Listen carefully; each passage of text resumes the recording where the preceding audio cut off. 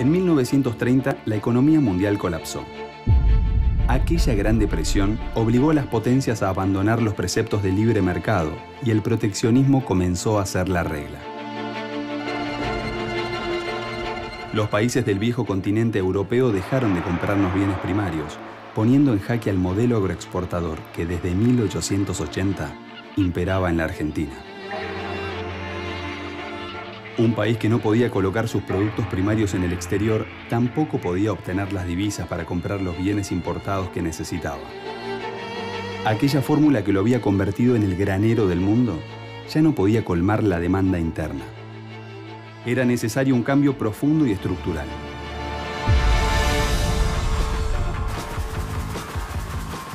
Un cambio que abasteciera tanto la demanda de bienes de consumo como de trabajo. Por primera vez en nuestra historia, se alzaría con fuerza y más que nunca nuestra industria nacional.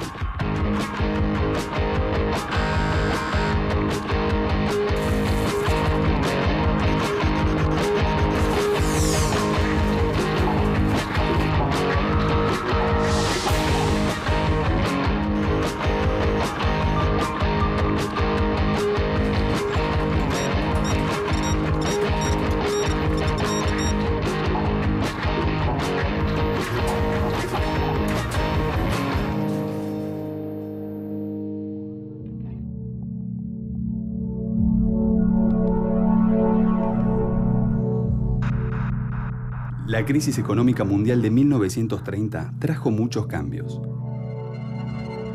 tanto a nivel internacional como en nuestro país. La idea del libre mercado había sufrido un golpe, que también iba a impactar en la industria nacional. La crisis del 30 implica que los mercados a donde nosotros vendíamos caen, nos dejan de comprar. Esto genera una crisis de ventas, caen los precios de los productos primarios, digamos, los alimentos, los granos, las carnes. Si en la Argentina del granero del mundo, en épocas de prosperidad, había ciertas posibilidades para la clase media, incluso para ciertos sectores de los trabajadores, ante esta crisis el modelo se achica. Y este achicamiento económico se traduce también en un achicamiento político.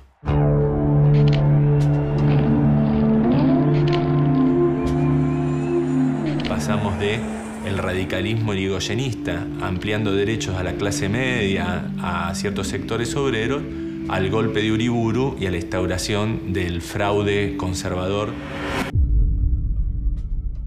La propia ruptura de la capacidad argentina de vender afuera y con esos dólares traer cosas importadas hace que, bueno, la crisis misma genere una protección para producciones locales.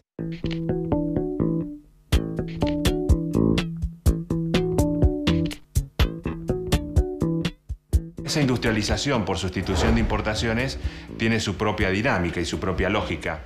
No es posible comenzar por producir todo, sino que se comienza a producir los bienes más sencillos que antes se importaban. Alimentos, textiles, industrias básicas, digamos, que se suele llamar de fácil sustitución. Por ejemplo, la producción de petróleo, la refinación de petróleo, la de productos metalmecánicos, de bienes de tecnología relativamente sencilla. No estamos hablando nunca de productos muy sofisticados, ¿no? Lo que se denominan productos de consumo final no durables.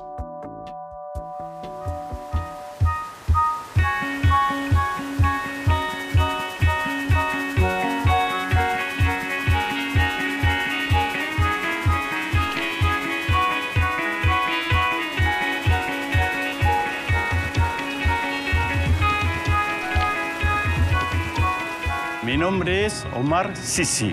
Soy operario de la empresa INTA y soy anudador y tejedor.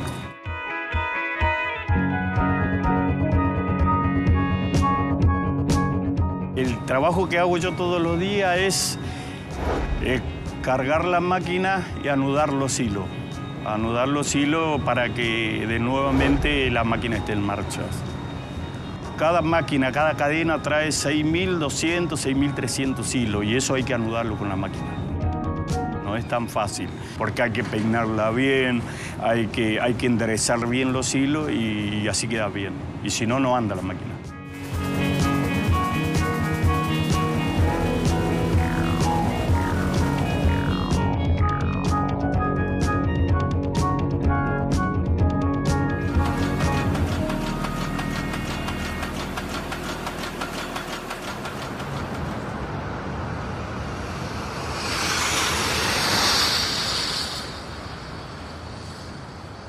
Aunque la primera etapa de la sustitución de importaciones dependió en gran medida de la metalurgia liviana, el general Manuel Savio soñó con construir una verdadera industria pesada nacional.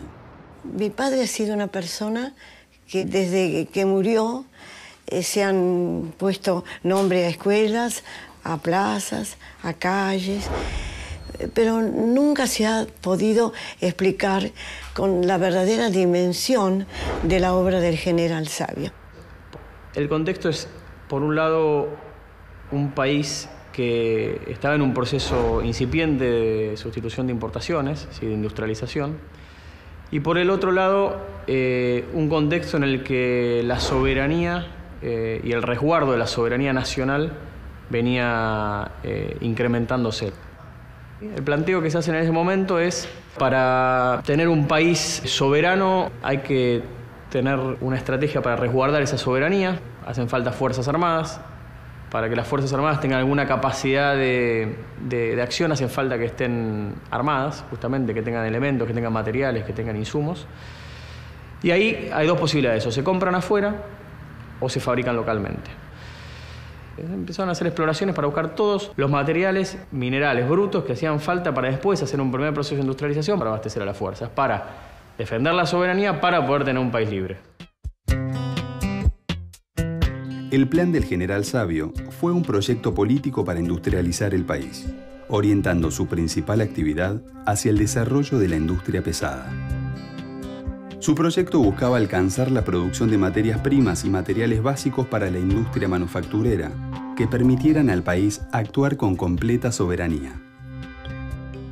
Lo importante del sistema de control de instrumentación es que esté interrelacionado. Y mantenerlo en una posición es mantener una dirección. Su primer paso hacia la industrialización argentina fue la creación en 1930 de la Escuela Superior Técnica. La Escuela de Savio se convirtió en el semillero del que surgieron los nuevos ingenieros militares, los cuales se encargarían de la explotación de yacimientos, de la construcción de industrias y de toda la infraestructura para el plan industrial. El siguiente paso de Savio sería la creación de la Dirección General de Fabricaciones Militares.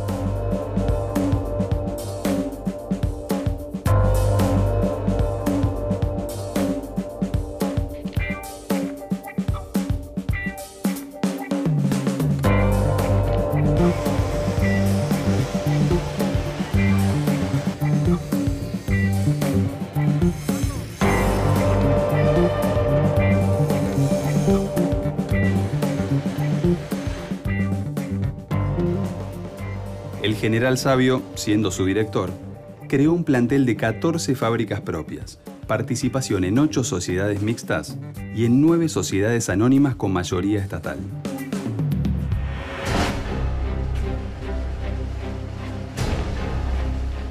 Hacia el año 1939, la Segunda Guerra Mundial otorgaría un nuevo impulso a nuestra economía, consolidando a la industria argentina como uno de los sectores más importantes del entramado productivo local. Las potencias dejan de vendernos productos industriales porque reconvierten toda su industria a una industria belicista, pero nos siguen comprando granos, lo que genera que sea una sustitución de importaciones ya en un marco de expansión económica. Para que tengamos una idea, entre 1938 y 1943, o sea, en el marco de la Segunda Guerra Mundial, la población obrera pasa de 760.000 personas a 980.000, solo en 5 años. La guerra va a consolidar ese desarrollo industrial que se venía dando a los ponchazos en la década del 30, va a consolidar cierto sector de una burguesía nacional, va a consolidar cierto desarrollo de un sector del trabajo, que van a confluir junto a cierta parte del ejército y de la clase media profesional en consolidar todo el amplio espectro de alianzas de clases que va a dar origen al peronismo.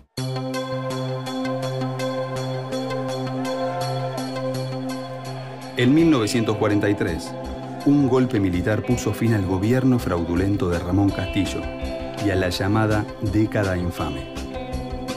Desde la Secretaría de Trabajo y Previsión, el general Juan Domingo Perón comenzaría una política social que modificaría las bases de la estructura de la industria nacional. Es empezar a tener derechos. Esos derechos tienen que ver a una protección social que está vinculada al trabajo, a este acceso a la salud pública, al acceso a la educación.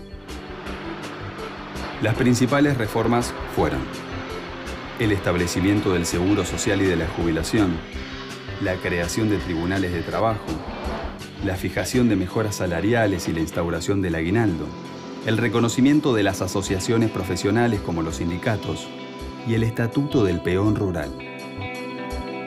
En general, digamos, las posturas de los grupos empresariales van corriéndose hacia una postura de rechazo a las políticas sindicales y en general a las políticas económicas de 1943, ¿no? Particularmente de la Unión Industrial Argentina, ¿no? Que ve en la política social y sindical de Perón en realidad una política de perturbación a lo que ellos consideraban era natural la relación entre obreros y empresarios, ¿no? Y al mismo tiempo brindan el apoyo a aquellas medidas de política industrial que comienzan a implementarse por vez primera desde ese gobierno militar, ¿no? Ahí se consolida un modelo de relaciones laborales de la Argentina. Se considera un modelo de sindicato único por rama de actividad, la existencia de comisiones internas al interior de las fábricas, que es un tema que hoy sigue teniendo una importancia fundamental. El sindicalismo de alguna forma tiene también una etapa de conflicto, porque pensemos que hay varios de los sindicatos que vienen del socialismo, del anarquismo, con los sindicatos que nacen más al calor del peronismo, hasta que se crea finalmente la CGT. Ese movimiento obrero que se une a la CGT tiene siempre una relación muy vinculada con el Estado. Y esto lo vamos a ver a lo largo de toda la historia. El 24 de febrero de 1946, imponiéndose con el 56% de los votos, el general Juan Domingo Perón fue elegido presidente de la Nación. Algunos historiadores dicen que así como el irigoyenismo fue el que trajo la clase media a la política en la Argentina, el peronismo trajo la clase trabajadora. El nuevo gobierno profundizaría la política de sustitución de importaciones, desarrollando planes que determinarían el destino de nuestra industria nacional.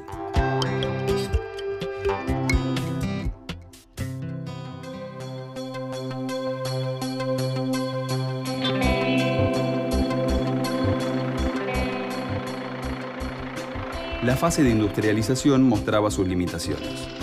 Al restringirse la producción industrial a ciertos productos, era necesario adquirir las materias primas en el exterior, lo cual implicaba también una mayor dependencia. El gobierno peronista, entonces, implementó sus lineamientos fuertemente nacionalistas y estatistas, en lo que se llamó el primer plan quinquenal. Por primera vez en la historia económica argentina, se hace una política de planificación económica. Un plan completo, una estrategia de gobierno a 5 años de cómo plantear este proyecto político-social en el plano de la gestión de la economía y de la intervención del Estado. Se planifica, entre otros, la construcción de diques, permitiendo la realización de obras de riego, también de la instalación de usinas hidroeléctricas. Se planifica el desarrollo industrial, donde ya no está en el puerto, digamos, de cara al extranjero, el centro económico y social, sino que está en el centro del país, como un centro que tiene las menores distancias para acceder a los distintos mercados de consumo, ¿no? Se crea fabricaciones militares, se nacionaliza el Banco Central, se crea el IAPI, que es el Instituto Argentino de Promoción del Intercambio. Lo que tiene es el monopolio de la compra de los granos en el mercado interno, que era el principal rubro que exportábamos. Le puede pagar un precio al productor local y vender internacionalmente a otro precio. Esto genera, por un lado, que el IAPI empieza a quedarse con una masa importante de recursos que va a volcar a la construcción de, por ejemplo, rutas, caminos, puertos, diques, las obras hidráulicas, colegios, escuelas, digamos, toda la obra pública que hay en esa época. Pero aparte, el otro punto fundamental que logra el IAPI es que el precio de los alimentos en el mercado interno ya no depende del precio internacional.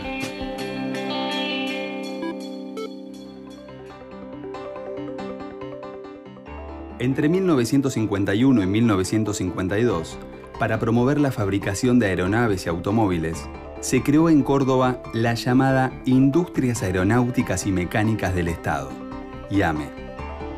En la época de mayor apogeo, que se extendió hasta 1955, el IAME fabricó aviones, automóviles, tractores, motocicletas, lanchas y armamento. La industria automotriz avanza y también todas las industrias vinculadas a esos nuevos artículos electrodomésticos en general que se consumían en los años 50, ¿no? Diríamos las radios, la industria electrónica comienza lentamente a desarrollarse en esos años y adquieren volúmenes bastante apreciables. Es de todas maneras una industria todavía centrada en el mercado interno y ese es tal vez su principal dilema, porque la industria argentina operaba a costos relativamente altos y porque no podía entonces conquistar mercados en el extranjero y dependía en consecuencia de las divisas generadas por el sector agrario.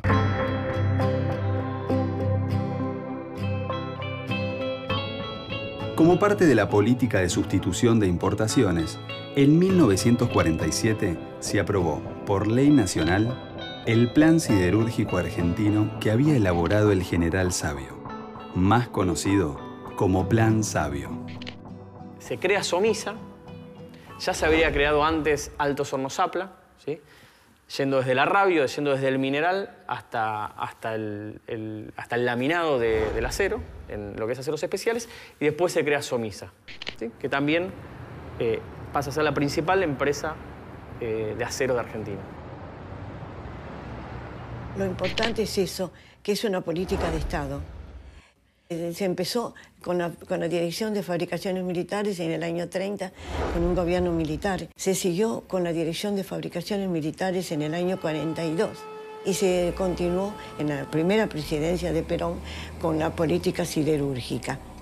En el año 42 es presentado el proyecto en la Unión Siderúrgica Nacional y sigue desarrollándose después de los años, después de que muere mi padre.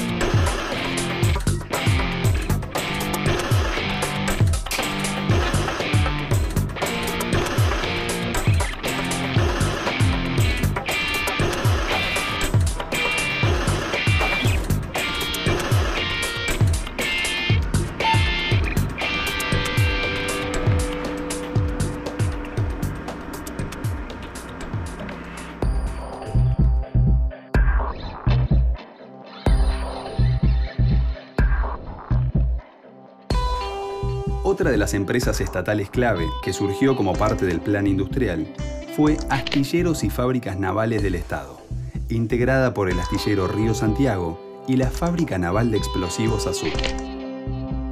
A lo largo de los años, el astillero Río Santiago se convirtió en todo un símbolo de lucha y recuperación para la industria nacional. Yo soy Agustín Arnaldo Vicerne, trabajo en la parte del área de buques militares, ya que la parte de construcciones navales está dividida en dos, construcciones navales de buques mercantes y de buques militares.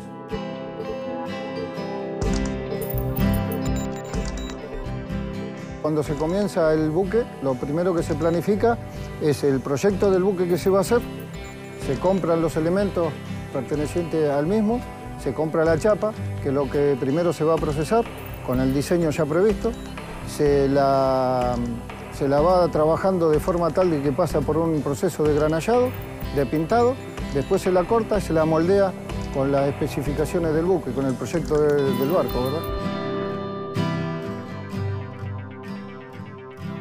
ver que uno ve navegando buques que han nacido de donde uno, porque mi sector, lo que es la gerencia técnica, vemos desde el momento que nace.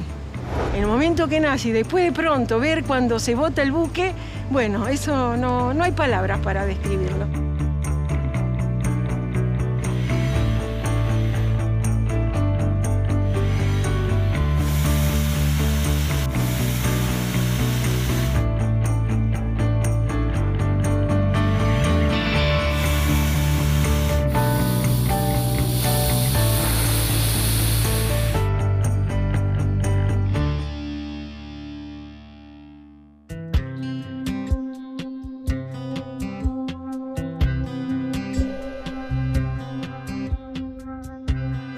A principios de la década de los 50, el primer plan quinquenal evidenciaba sus limitaciones y obligaba a un replanteamiento del modelo. La política fundamental de esa primera etapa del peronismo era la redistribución del ingreso, la mejora de las condiciones de los sectores trabajadores. Si bien favoreció en términos generales alentar el consumo, favoreció el crecimiento industrial, no favoreció completamente el cambio estructural, ¿no? El desarrollo de industrias de base y demás. Es la clásica acusación que se hace al peronismo de que desarrolló solo las industrias livianas. En este contexto, el gobierno implementó en 1952 un plan de estabilización, conocido como el Segundo Plan Quinquenal. Sus principales objetivos fueron la expansión de las industrias de base, es decir, petróleo, siderurgia, química y petroquímica, la mejora de la productividad del sector agropecuario, la reducción del gasto público, la contención de los salarios y el fomento de ingresos de capitales extranjeros. A partir del 52 lo que se alienta o lo que se intenta alentar con mayor fuerza son las industrias básicas, ¿no? Aquellas que no habían crecido anteriormente. Acero, productos químicos básicos, en menor medida la petroquímica, la industria automotriz, la industria metalmecánicas en general, son tal vez las más auspiciadas en esa segunda etapa del gobierno peronista, ¿no?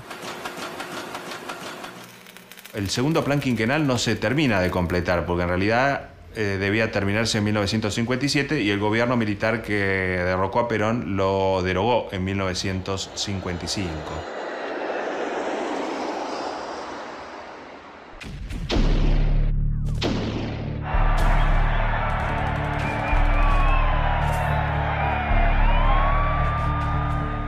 Las propias limitaciones del modelo y el golpe de Estado de 1955 dieron por terminada esa fase de industrialización de la economía argentina.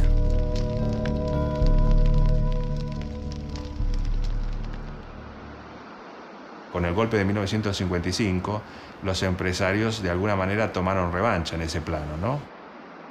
No en el plano de los salarios, pero sí en el plano del manejo de sus empresas. Tomaron todas las medidas que antes el gobierno peronista o los sindicatos no posibilitaban tomar, ¿no? En cuanto al despido de trabajadores, en cuanto a la reestructuración de las fábricas, etcétera, etcétera.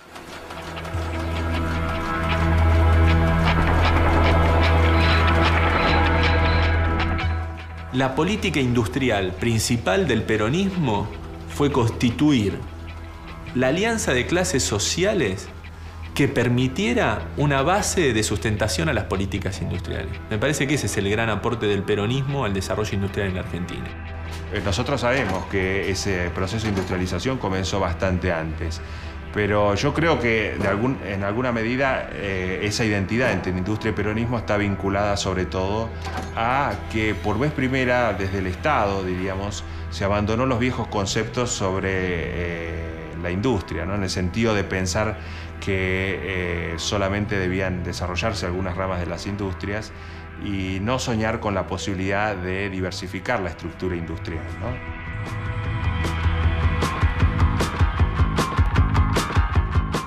Después de casi 10 años de peronismo, la industria nacional había quedado fortalecida, pero trunca como eje económico. La industria liviana, apoyada en la sustitución de importaciones, había bordeado sus límites y su crecimiento se veía limitado por sus propias necesidades de funcionamiento. Fue el fin de una etapa.